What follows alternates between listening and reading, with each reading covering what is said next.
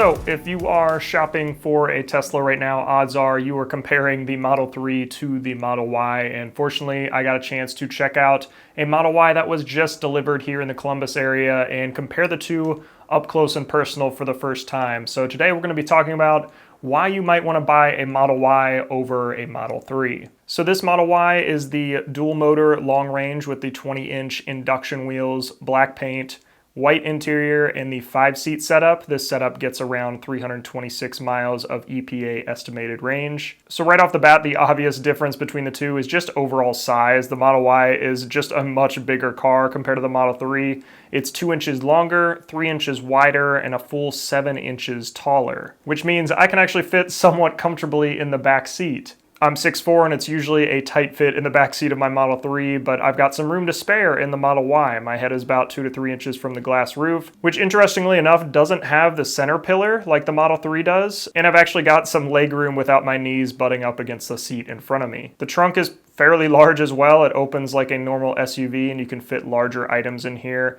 And the seats do fold down somewhat automatically. You push this button in the trunk here and you'll hear an electronic release that drops the seat down. And when you do fold these seats down, you can really see just how much more room the Model Y has. Specs show it has 68 cubic feet of storage, compared to just 43 in the Model 3 with the seats down. And this is definitely making me wish I had a Model Y when I camped in my Model 3 a few months ago. That smaller trunk opening really confines things in the Model 3. To put the seats back up, you do have to do that manually, and I found out when they're in their normal upright position, you can actually recline these back seats a bit. When you push in on the manual release, you can push the seats back a couple inches, which give you a slight recline. But besides just the overall size, everything is about the same as the interior of the Model 3. Same screen, same steering wheel, same center console. The front seats are the same too, but they are lifted up a little bit higher, so you do kind of step sideways into the car versus kind of sliding in and sitting down into the Model 3. As for driving the Model Y, this was a lot different than I was expecting. Overall, the driving experience was a lot smoother, and it definitely feels like more of a crossover or SUV when you are driving around, which makes sense. I'm not sure if it was the bigger wheels or something about the car itself, but the ride just felt way more comfortable. I didn't feel a lot of bumps on the road,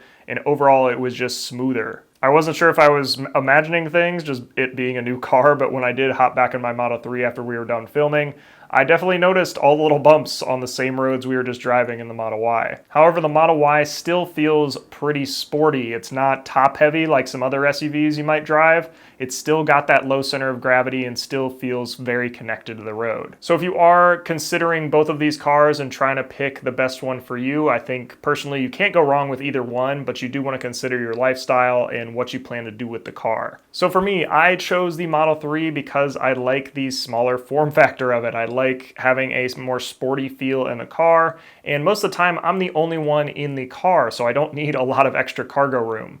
That being said, the cargo room in the Model 3 has impressed me a lot. We've fit huge boxes from IKEA in here. We fit 4 people traveling on the holidays with all of their luggage. So there's definitely a lot more room than I thought initially. And that's really where the Model Y shines, is with its cargo space and just added room overall. So if you are somebody that is driving a lot of passengers around and aren't just the only one in the car all the time, I think that added space is a must. It makes things just so much more comfortable. And it really is a do-it-all car. You can fit 5 passengers in this car pretty comfortably. You can fold down the back seats and fit just about anything you're going to pick up in day-to-day shopping in there.